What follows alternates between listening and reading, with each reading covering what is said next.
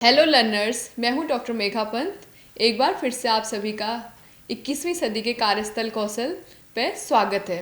Learners, आज का हमारा टॉपिक है effective communication for maintaining healthy relationships part 1, अर्थात उत्तम संबंधों के लिए प्रभावी संचार भाग 1। लर्नर्स, पिछले व्याख्यान में हम बात कर रहे थे वास्तविक जीवन की परिस्थितियों में समालोचनात्मक और नवाचारी सोच के प्रयोग की। आज का व्याख्यान लर्नर्स में एक कहावत के साथ शुरू करना चाहती हूँ, जिसमें कहा गया है, संबंध सेतु के समान होते हैं और संचार वह माध्यम है जो इस सेतु को जोड़ता और मजबूत करता है। सेतु का कार्य दो किनारों को जोड़ना है।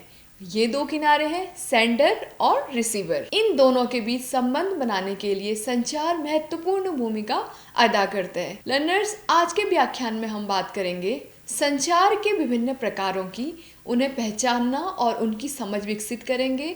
सुनने की प्रभावी तकनीकों को अपनाने के बारे में हम जानेंगे।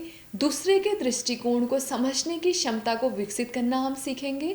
संबंधों में पारदर्शिता और विश्वास बनाए रखने के लिए सकारात्मक भाषा का प्रयोग करना सीखेंगे। संघर्षों को शांति और समझदारी से कैसे हल किया जा सकता है संचार के प्रयोग से, इस बारे में आज हम चर्चा करेंगे। साथ ही हम बात करेंगे विभिन्न सामाजिक और सांस्कृतिक परिप्रेक्ष्य में प्रभावी संचार के महत्व को समझने की। अब हम समझते हैं संचार क्या होता है। लर्नर्स, संचार एक व्यक्ति से दूसरे व्यक्ति तक सूचना और समझ के आदान प्रदान की प्रक्रिया है। यह तथ्यों, विचारों, सोच और मूल्यों के साथ दूसरों तक पहुंचने का एक तरीका है। अब हम रिश्तों की बात करते हैं तो संचार की भूमिका और अधिक महत्वपूर्ण हो जाती है। अच्छे रिश्तों के निर्माण और उन्हें बनाए रखने के लिए प्रभावी संचार अत्यंत आवश्यक है। लर्नर्स, आज 21वीं सदी में जब हम कार्यस्थल पर कार्य कर रहे होते हैं तो हमारे लिए अपने संबंधों को बेहतर बनाना और अधिक आवश्यक हो जाता है। अब सबसे पहले हम संचार के प्रकारों की बात करते हैं। संचार के प्रकारों की बात करें तो शाब्दिक और अशाब्दिक संचार आते हैं, जिसमें शाब्दिक संचार से आते हैं मौखिक और लिखित संचार। मौखिक संचार क्या होता है? जब हम बोलकर शब्दों के माध्यम से अपनी बात दूसरे तक पहुंचाते हैं। और वहीं लिखित संचार की बात करें तो लिखकर अपनी बातों को हम दूसरे तक पहुंचाते हैं। अशाब्दिक संचार में हम क्या करते हैं? हम इशारों के माध्यम से अपनी बात दूसरे से कहते हैं। कई बार क्या होता है, जब हम कार्यस्थल पर कार्य कर रहे होते हैं, हम किसी मीटिंग के दौरान मीटिंग में बैठ रहे होते हैं, तो हम किसी के सामने अगर हमें अपनी टीम से बात करनी है, कोई बाहर से कोई डेलीगेट्स आए हैं, हम अपनी बात नहीं कह पा रहे हैं, तो हम क्या करते हैं, कोई इशारे के द्वारा अपनी टीम को अपनी बात समझाते हैं। और कई बार आप देखिए, आप व्हाट्सएप में संदेश भेजते हैं और जब कोई हंसने वाली बात अगर कोई कहता है तो आप क्या करते हैं, इमोजी भेजते हैं। और कोई गुस्से वाला बात करता है तो आप गुस्से वाली इमोजी भेजते हैं, जिसमें बिना कुछ कहे हम क्या करते हैं, अपनी मन की भावनाओं को दूसरे तक पहुंचा देते हैं। जब भी हम किसी रोड से गुजरते हैं तो ट्रैफिक सिग्नल्स को देखकर हम समझ जाते हैं कि कब हमने रुकना है और कब हमें चलना है। जैसे क्या होता है, आप ग्रीन सिग्नल को देखते हैं तो क्या होता है, हम अपनी गाड़ी आगे बढ़ा लेते हैं, और उसी तरह जैसे रेड सिग्नल को देखते हैं तो हम वहीं पे रुक जाते हैं। तो ये क्या है, अशाब्दिक संचार है। अब समझते हैं कि प्रभावी संचार क्या है। प्रभावी संचार के लिए लर्नर्स आवश्यक है स्पष्टता, सक्रिय श्रवण, प्रतिक्रिया, ईमानदारी, आलोचना रहित व्यवहार, सुनने और समझने पर आधारित दृष्टिकोण और सहानुभूतिपूर्ण प्रतिक्रिया। लर्नर्स, अब हम बात करते हैं कि प्रभावी संचार की रणनीतियाँ क्या हैं। प्रभावी संचार की रणनीतियाँ 3M अप्रोच को फॉलो करती हैं। अब 3M क्या है? 3M में सबसे पहले M का आशय है माइंड, और दूसरा M का आशय है मीडियम, यानी कि माध्यम। लर्नर्स, तीसरे M का माध्यम है, पहला M है मस्तिष्क, मीडियम और माध्यम। तो मस्तिष्क का प्रथम स्थान क्यों है? क्योंकि यह सेंडर के माइंड से प्रारंभ होता है और अंत में रिसीवर के माइंड पर समाप्त होता है। दूसरे नंबर पर मीडियम आता है। मीडियम से क्या होता है कि बिना किसी माध्यम के सेंडर रिसीवर तक अपनी बात को पहुंचा देता है। तीसरे नंबर पर आता है मैसेज, यानी कि संदेश। तीनों का ही प्रभावी संचार में महत्वपूर्ण स्थान है। सेंडर के माइंड के माध्यम से हम क्या करते हैं, रिसीवर के माइंड तक अपने संदेश को पहुंचाते हैं।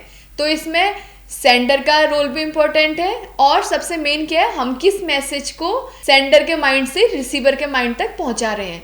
प्रभावी संचार के 7 C's को जानना भी अत्यंत आवश्यक है। सबसे पहला है स्पष्टता यानी कि क्लैरिटी।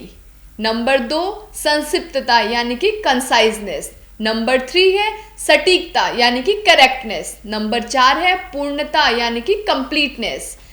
नेक्स्ट है विनम्रता, कर्टेसी, विचारशीलता, कंसिडरेशन, विशिष्टता, कॉन्क्रीटनेस। ये सभी हमारे जीवन में अत्यंत महत्वपूर्ण रोल अदा करते हैं। हमें हमेशा जब भी हम संचार करते हैं, हमें 7 C's की जानकारी होना अत्यंत आवश्यक है, और उन्हें अपने व्यवहार में हमें उतारना भी है। अब हम समझते हैं कि किस प्रकार प्रभावी संचार सकारात्मक संबंधों की नींव है। जब भी हम विश्वास का निर्माण करते हैं, एक दूसरे के साथ संबंध को मजबूत बनाते हैं, कार्यस्थल पर क्या होता है कि आप विभिन्न पृष्ठभूमि से आते हैं, कोई यूपी से है, कोई अलग राज्य से है, कोई उत्तराखंड से है, कोई बिहार से है, कोई हरियाणा से। तो क्या होता है, आपस में आपको साथ कार्य करने के लिए आपसी विश्वास का निर्माण करना होता है।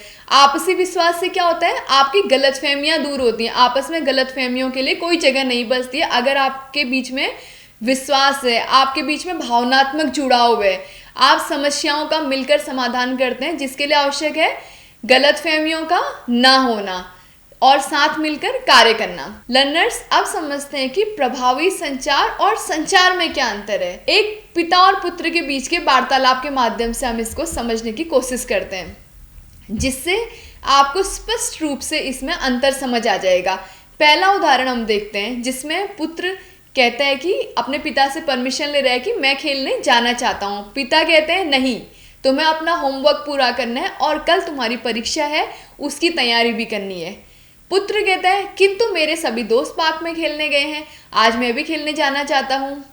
हो सकता है कि उन्होंने, अब पिता क्या कह रहे हैं कि हो सकता है कि उन्होंने अपना होमवर्क पूरा कर लिया हो और कल उनकी परीक्षा भी ना हो। यदि तुम खेलने गए तो 2 घंटे से पहले नहीं आओगे, फिर तुम कहोगे कि हम तुम थक गए हो, सुबह तो तुम वैसे ही देर से उठते हो, अब जाओ और पढ़ाई करो। अब पुत्र कहता है कि मैं जो करना चाहता हूँ आप मुझे वो कभी नहीं करने देते, मैं आगे से आपकी बात नहीं मानूंगा। तो क्या होता है, पिता पुत्र पर गुस्सा हो जाता है, उसे थप्पड़ मारता है, ठीक है, और उससे पढ़ाई करने को कहता है। पुत्र चिल्लाता रहता है पर पिता उसकी बात नहीं सुनता है। अब देखिए दूसरा उदाहरण, पिता पुत्र से कहता है कि पुत्र कहता है कि मैं खेलने जाता हूँ। पिता कहते हैं नहीं, तुम्हें अपना होमवर्क करना है और कल तुम्हारी परीक्षा है, उसकी भी तैयारी करनी है।